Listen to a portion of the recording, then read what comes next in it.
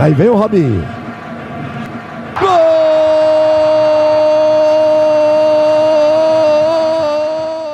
Olá, no programa de hoje eu vou surpreender a vocês. Vou falar de futebol e política. Agora, alguém já sei ali na cadeira já sentou e disse, mas que diabo é isso? Futebol não tem nada a ver com política.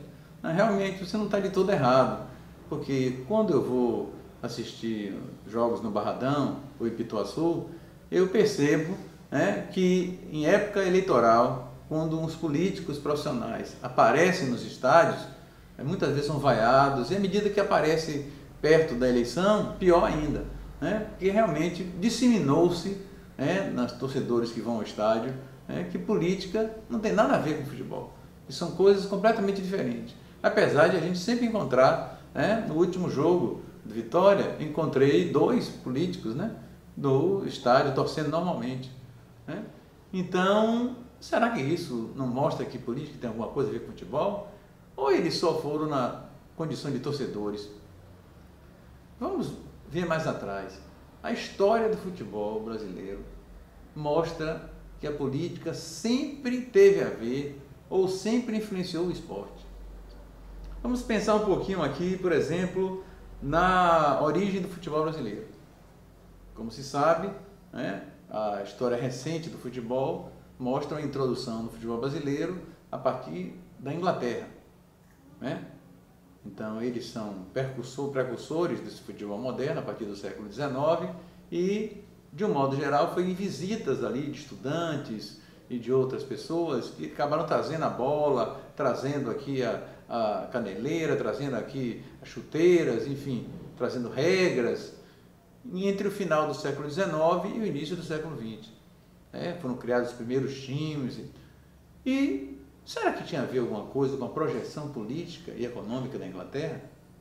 Ora, nós sabemos que nessa altura, ainda, pelo menos até a Primeira Grande Guerra, a Inglaterra vai ser o principal país imperialista.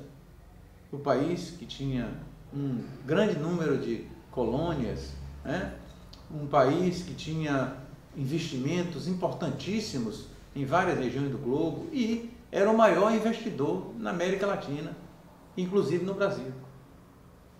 Então, isso se refletiu até sobre a linguagem futebolística. Por exemplo, naquela época, em vez de chamar goleiro, chamava goalkeeper. Em vez de chamar centroavante, chamava centerfor, ou centerforward, como se dizia na época.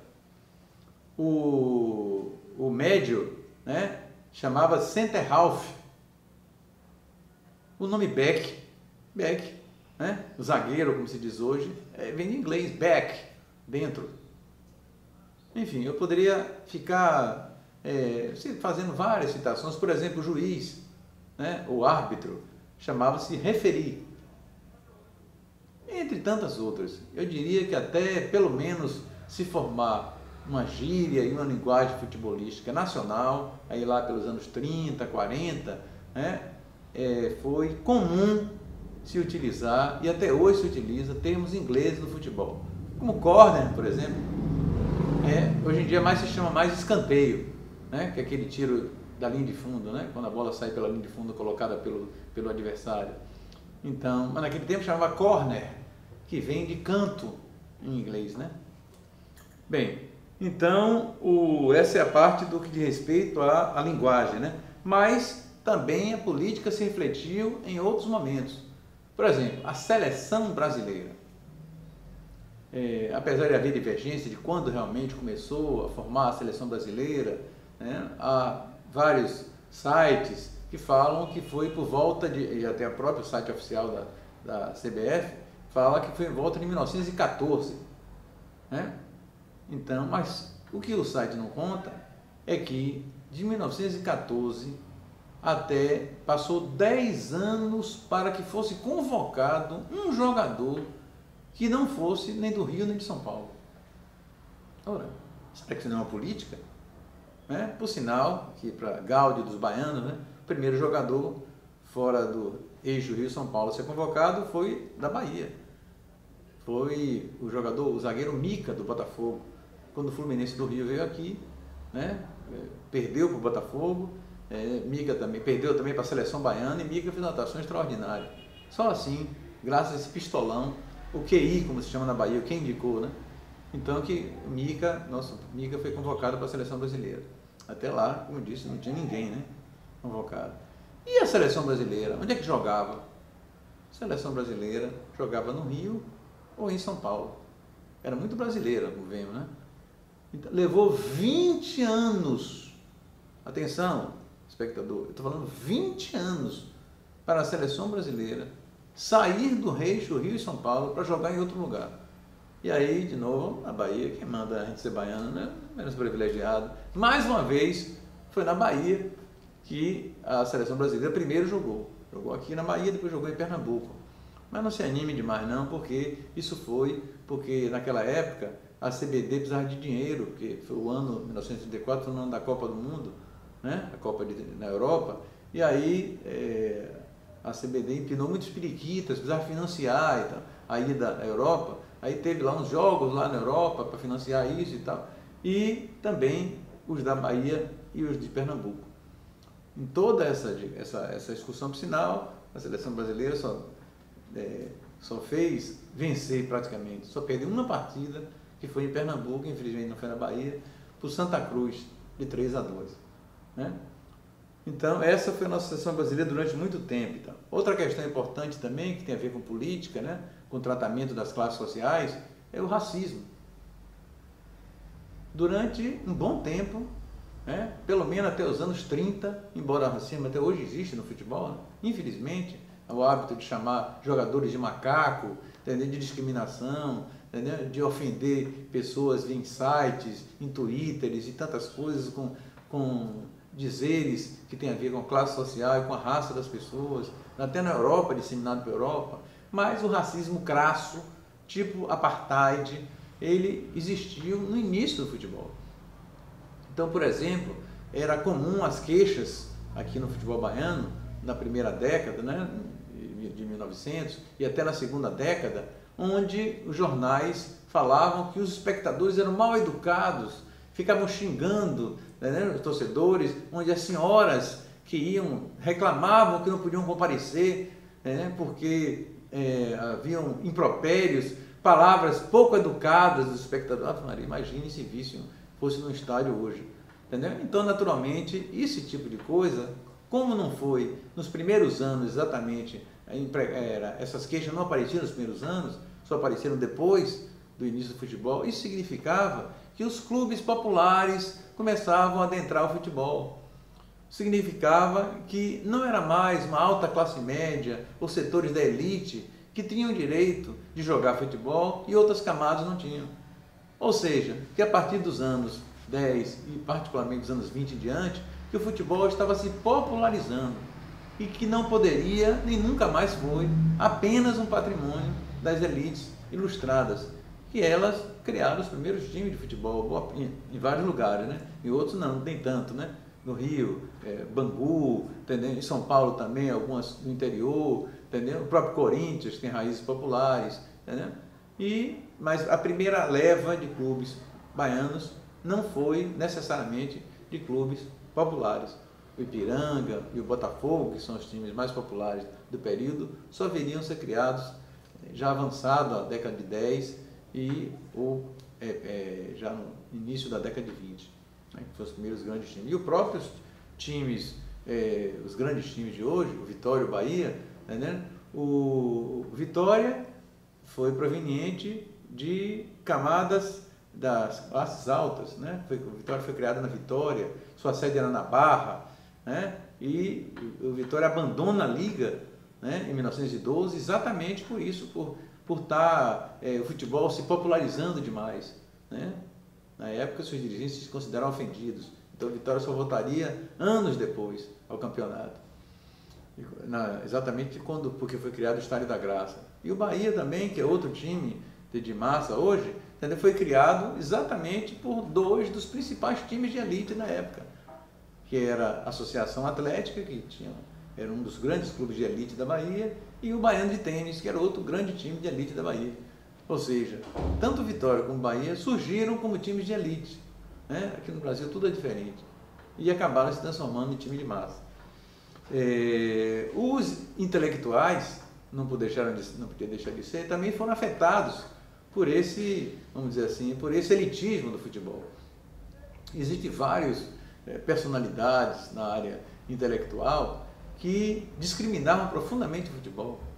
Achavam que era um esporte secundário, entendendo? Um esporte vulgar, um esporte rude, né? E principalmente à medida que foi se tornando mais popular, um esporte agressivo.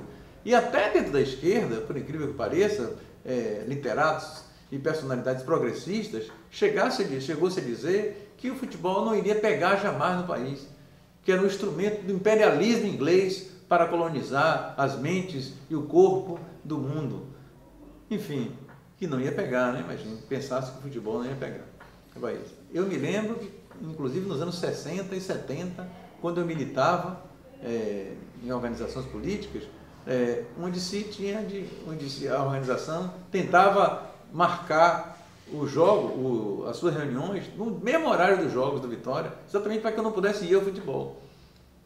Quer dizer, o que mostra que o preconceito do futebol durou muito tempo, e ainda dura até hoje. Ainda existe uma série de pessoas que pensam que o futebol é o ópio do povo. Que o cara não gosta de futebol, que a senhora não gosta de futebol, é uma coisa, entendeu? Mas tirar-lhe o status popular, entendeu? Tirar-lhes o caráter de ser o principal divertimento, o principal lazer, o principal, mais do que isso, o principal atividade, entendeu? De milhões de pessoas e que chega a envolver o país, aí é outros 500, né?